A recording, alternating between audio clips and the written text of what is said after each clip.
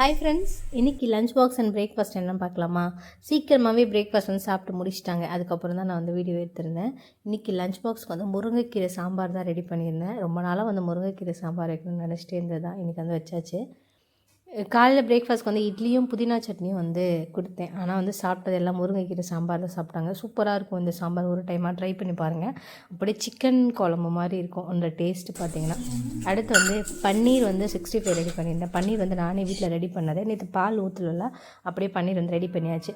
நம்ம சேனலில் வந்து குக்கிங் ப்ளேலிஸ்ட்டில் நிறைய வந்து பன்னீர் ஐட்டம்ஸ் எல்லாமே போட்டிருக்கேன். பன்னீர் 65, பன்னீர் எப்படி வந்து நம்ம ரெடி பண்ணது, அந்த மாதிரி வீடியோக்கெல்லாம் நிறைய இருக்கும். மறக்காமல் செக் பண்ணி பாருங்கள்.